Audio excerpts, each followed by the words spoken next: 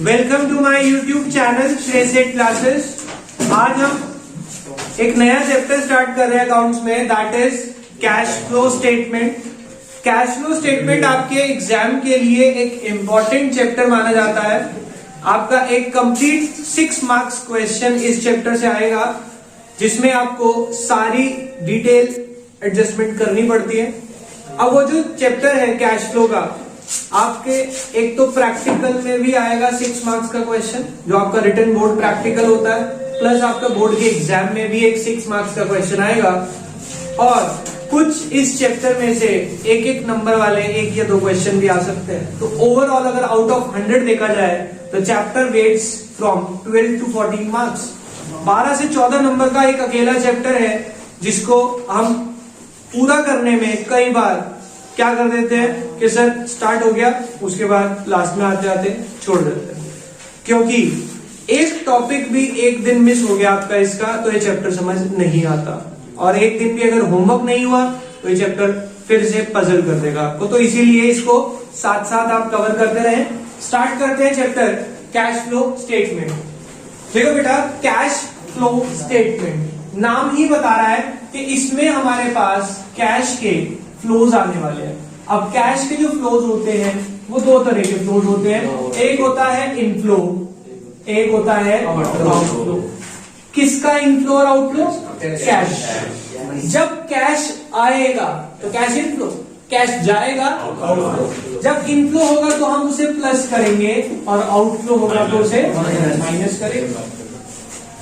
अब इस कैश के इनफ्लो और आउटफ्लो को हम 3 पार्ट्स में पढ़ेंगे इस चैप्टर में।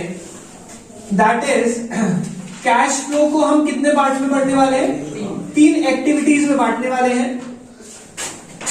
Cash flow from operating activities, cash flow from investing activities और cash flow from financing activities.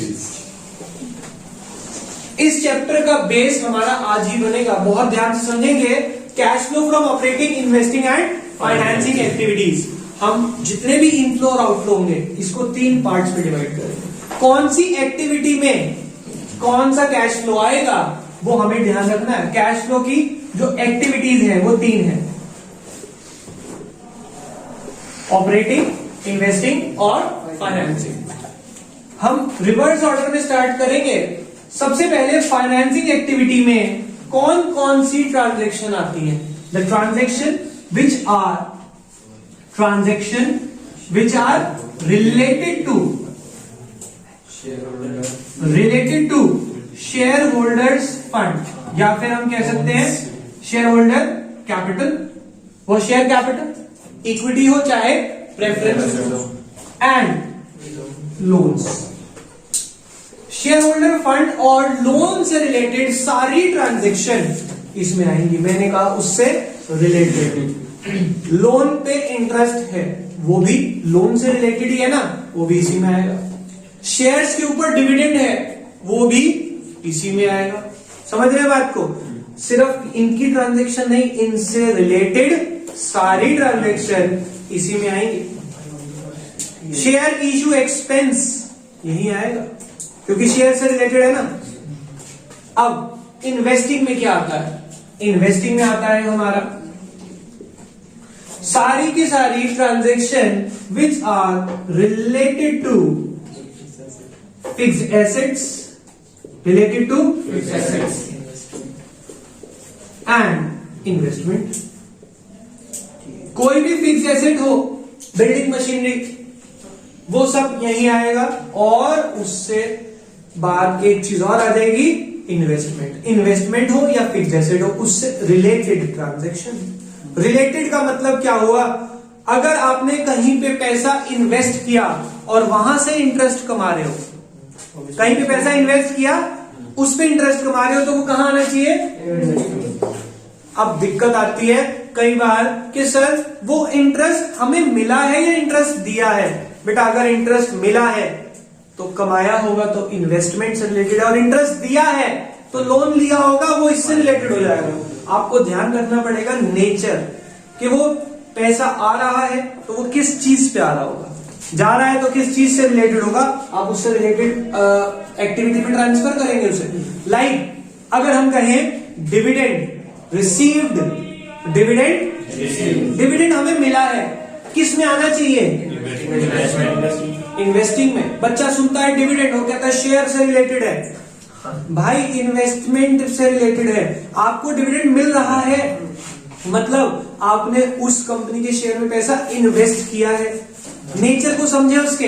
अगर आप कहें डिविडेंड पेड, इसका मतलब हमने किसी को शेयर दिए हुए हैं, हमें डिविडेंड देना पड़ रहा है, अब वो शेयर से रिलेटेड हो गया, अब जाएगा फाइनेंशियल। लेकिन डिविडेंड अगर मिल रहा है तो वो इन्वेस्टमेंट से रिलेटेड है, वो इन्वेस्टिंग में आएगा। समझ आ गई बात। बची भी सारी ट्रांजैक्शन जो प्रॉफिट एंड लॉस अकाउंट से रिलेटेड होती हैं वो सारी ऑपरेटिंग में जाती हैं। रिमेनिंग, अब रिमेनिंग में भी ऑपरेटिंग एक्टिविटी को स्टार्ट करना सबसे इंपॉर्टेंट काम होता है। और ऑपरेटिंग एक्टिविटी जो हमारी स्टार्ट होती है, they start from profit before interest and tax. ये कैसे कैलकुलेट करना है इसके बारे में भी हम जरूर समझेंगे, बट आप याद रखना operating activities always start from profit before interest and tax. इसके बाद जो भी ट्रांजैक्शन आती है बची हुई, वो सारी कौन से अकाउंट में जाने वाली है, कौन सी एक्टिविटी में, ऑपरेटिंग एक्टिविटी में। अब बच्चा कई बार दिमाग में सोचता है, टीचर से पूछ नहीं पाता कि सर ये ऐसा क्यों है, मैं इन्वेस्टमेंट से रिलेटेड ट्रांजैक्शन यहां क्यों नहीं लिख सकता। अब मैं आपको एक चीज बताऊं कि इंडिया में अकाउंटिंग स्टैंडर्ड्स फॉलो होते हैं। आप सबने 11th में अकाउंटिंग स्टैंडर्ड्स पढ़े हैं। क्या होते हैं अकाउंटिंग स्टैंडर्ड्स? वो होते हैं अकाउंट्स के प्रिंसिपल्स, जिसके ऊपर बेस्ड पूरी अकाउंटिंग होती है हमारी। अकाउंट्स के रूल्स एंड रेगुलेशन बेसिकली।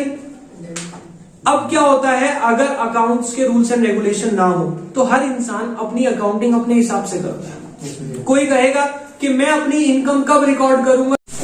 बेटा मैं आपको बता रहा था कि कोई भी अपनी अकाउंटिंग हर इंसान इंडिया में अपने हिसाब से करता है, अगर यहाँ पे अकाउंटिंग स्टैंडर्ड्स ना हो। अब जो अकाउंटिंग स्टैंडर्ड्स है उसमें रूल्स लिखे हैं। वो रूल्स क्यों लिखे हैं देखना, समझना इस बात को। ऐसा क्यों है कि अगर ये ना होते तो कोई भी इंसान अपनी अकाउंटिंग अपने हिसाब से करता। कोई कहता कि मैं इनकम तब रिकॉर्ड करूंगा जब वो इनकम मुझे मिल जाएगी। दूसरा इंसान कहता कि मेरे तो अगर गुड्स बिक गए तो मैं उसको इनकम में रिकॉर्ड कर लूंगा। वो उसकी अपनी सोच। कह रहा मैंने अगर गुड्स बेच दिए तो पैसे निकलवाने मुझे आते हैं। दूसरा क्या कहेगा कि भैया अभी बेचे हैं, अगर पैसे आ गए तो ही तो इनकम है। तीसरा क्या कहता है कि भैया थोड़े पैसे आए, थोड़ी इनकम है और थोड़ी इनकम नहीं है। यानी कि हर इंसान अपनी अकाउंटिंग अपने हिसाब से कर रहा था। तो हमारी गवर्नमेंट को पूरे देश की फाइनेंशियल पोजीशन पता नहीं चल पा रही थी, तो गवर्नमेंट ने क्या करा, रूल्स बना दिए और उन रूल्स को नाम दिया अकाउंटिंग स्टैंडर्ड्स। रूल्स में क्या लिखा कि ये जो रूल्स है सब लोगों को फॉलो करने पड़ेंगे, हर एक को अपनी अकाउंटिंग इन्हीं रूल्स के हिसाब से बनानी पड़ेगी। वो टोटल 1 से लेके 32 तक अकाउंटिंग स्टैंडर्ड्स हमारे इंडिया में है जो अकाउंट्स पे अप्लाई होते हैं। उसमें से एक अकाउंटिंग स्टैंडर्ड है, अकाउंटिंग स्टैंडर्ड नंबर 3, जिसका नाम है कैश फ्लो स्टेटमेंट। अब उस कैश फ्लो स्टेटमेंट के अकाउंटिंग स्टैंडर्ड नंबर 3 में ये रूल्स लिखे हैं जो मैंने आपके साथ डिस्कस किए हैं। अब वो जो रूल्स हैं, वो जो पैटर्न है, हमें एज इट इज फॉलो करना पड़ेगा।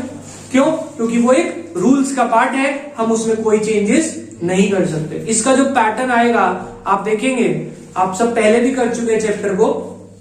इसका फॉर्मेट ऑलमोस्ट 1.5 to 2 पेजेस का फॉर्मेट बन जाता है।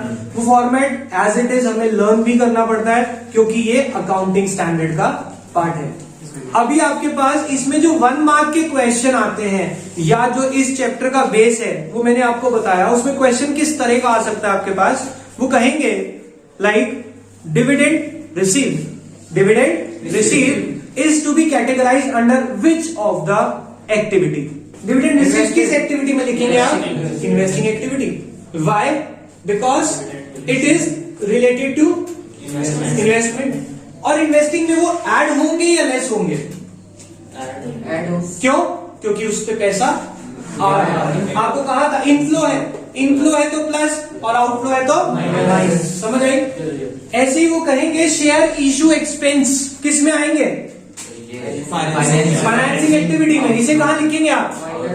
माइनस कौन सी एक्टिविटी में? Financing activity. समझ आ गई बात? कोई प्रॉब्लम? तो आज आपको सिर्फ इतना ही टॉपिक करना है। इसके ऊपर बेस्ड हमारे पास काफी सारे इलस्ट्रेशन है जो 1 मार्क की कवरेज रखते हैं। नया टॉपिक हम करेंगे नेक्स्ट क्लास में। अभी के लिए